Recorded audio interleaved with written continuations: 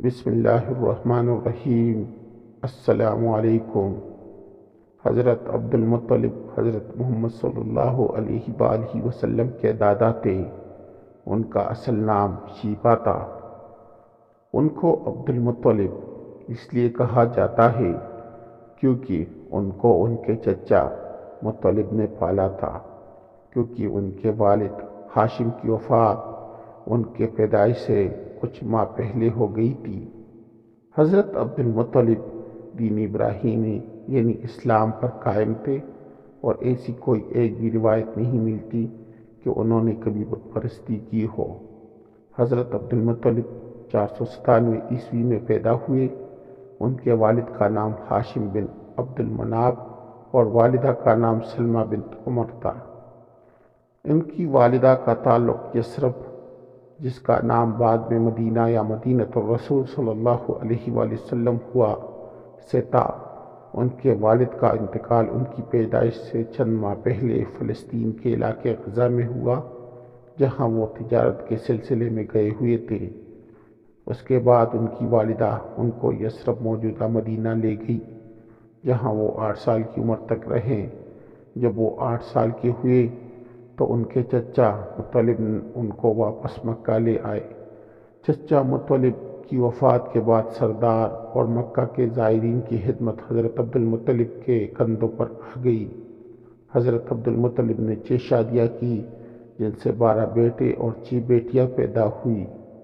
آپ کی پہلی شادی صفیہ بنت جنید سے ہوئی، جس سے آپ کو پہلی اولاد یعنی حارث پیدا ہوئے۔ یہ حضور اکرم صلی اللہ علیہ وآلہ وسلم کے پہلے چچا تھے۔ ناظرین گرامی، یہاں آپ کو بتاتے چلے کہ باپ کے بھائی کو چچا کہا جاتا ہے، چاہے وہ عمر میں چھوٹا ہو یا بڑا، چاہے ان کی ماں ایک ہو یا نہ ہو۔ اس شادی سے حضرت عبد المطلب کا ایک ہی بیٹا پیدا ہوا، جبکہ اسی بیٹے کے نام پر عبد المطلب کی کنیت ابو الحارث تھی۔ حارث حضرت عبد المطلب کی حیات میں ہی وفات پا گئے، اس لیے انہوں نے نبوت کا زمانہ ہی نہ پایا۔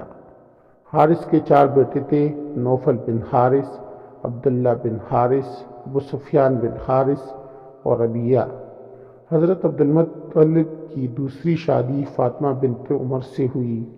اسی بیوی سے آپ کے 4 بیٹے اور 5 بیٹیاں پیدا ہوئی۔ 4 بیٹوں کے نام زبیر، ابو طالب، عبدالقابہ اور عبداللہ ہیں۔ حضرت عبداللہ ہمارے نبی حضرت محمد صلی اللہ علیہ وآلہ وسلم کے والد ہیں۔ چونکہ ان چاروں کی ماں ایک ہے، اس لیے زبیر، ابو طالب اور عبدالقابہ حضور کے والد عبداللہ کے سگے بھائی ہیں۔ ان میں سے بڑے بیٹے زبیر نے حلف الفضول کے قیام میں بہت کوششیں کی۔ جب رسول کی عمر مبارک 24 سال ہوئی تو آپ کے چچا زبیر انتقال ہو گیا۔ زبیر کے بیٹے عبداللہ بن زبیر اور 2 لڑکیاں سبا اور ام حکیم صحابی ہیں۔ دوسرے بیٹے حضرت ابو طالب ہیں، جن کا اصل نام عبد المناف تھا۔ آپ ہی حضرت عبد المطلب کی وفات کے بعد قبیلہ بنی ہاشم کے سردار بنے، اور آپ نے ہی اپنے والد کی اور بھائی عبداللہ کی وفات کے رسول اللہ صلی اللہ علیہ وآلہ وسلم کی سرپرستی قبول کی، اور آن حضرت صلی اللہ علیہ وآلہ وسلم کی جانب سے اعلان نبوت کے بعد ان کی مکمل حمایت کی۔ جب تک ابو طالب زندہ رہے تو مشرکین اور کفار کو جرأت نہ ہوئی کہ وہ رسول اللہ صلی اللہ علیہ وآلہ وسلم پر کسی قسم کی سختی کر سکے۔ ایمان ابو طالب پر مسالک اسلام میں اختلاف ہے۔ اہل تشیع ابو طالب کے ایمان لانے کے قائل ہیں، جبکہ اہل سنت ابو طالب کے ایمان نہ لانے کے قائل ہیں۔ ابو طالب کے 4 بیٹے اور 2 بیٹیاں تھیں۔ بڑے بیٹے طالب بن ابی طالب تھے۔ باقی بیٹوں میں جعفر طیار، عقیل بن ابی طالب اور علی بن ابی طالب ہیں۔ 3 بیٹیوں میں ام طالب، ام ہانی اور جمانہ ہیں، چونکہ پہلے بتایا جا چکا ہے۔ حضرت عبد المطلب کی دوسری شادی فاطمہ بنت عمر سے 4 لڑکے زبیر، ابو طالب، عبدالقابہ اور عبداللہ پیدا ہوئے۔ عبدالقابہ کا نام روایات میں موقوم بن عبد المطلب بھی آیا ہے۔ انہوں نے نبوت کا زمانہ نہیں دیکھا اور اعلان نبوت سے پہلے فوت ہو گئے۔ حضرت عبد المطلب کی تیسری شادی لبنہ بنت حاجرہ سے ہوئی۔ اس شادی سے ایک ہی بیٹا ابو لہب پیدا ہوا جس کا اصل نام عبد الغزا تھا۔ ابو لہب نے اسلام دشمنی میں سب کو پیچھے چھوڑ دیا تھا۔ اس کو دردناک عذاب کی خبر دینے کے لیے قرآن میں ایک پوری سورت نازل کی گئی۔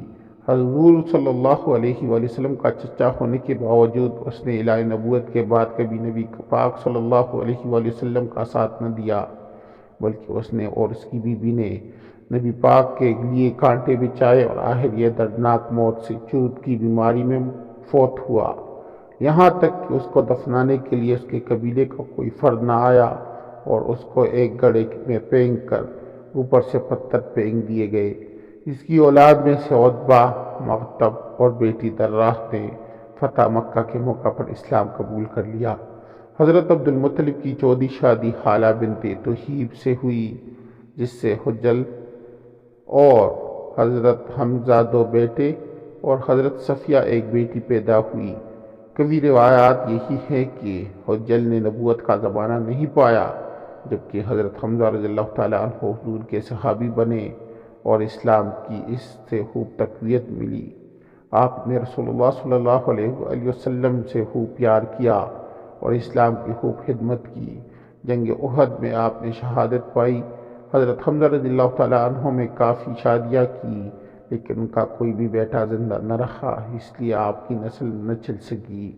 حضرت عبد المطلب کی پانچویں شادی نطیلہ بنت جناب سے ہوئی، جس سے تین بیٹے زرار، قاسم اور عباس پیدا ہوئے۔ زرار نے نبوت کا زمانہ نہ پایا، قاسم بچپن میں بھی فوت ہو گئے، جبکہ حضرت عباس رضی اللہ تعالیٰ عنہ نے اسلام قبول کیا اور جلیل القدر صحابہ میں شمار ہوئے۔ رسول اللہ صلی اللہ علیہ وآلہ وسلم اپنے چچا حضرت عباس سے صرف 2 سال چھوٹے تھے۔ حضرت عباس نے رسول اللہ صلی اللہ علیہ وآلہ وسلم کے کفن دفن میں حضرت سیدنا علی کی مدد کی۔ حضرت عباس رضی اللہ تعالیٰ عنہ 88 برس کی عمر میں 32 ہجری کو فوت ہوئے۔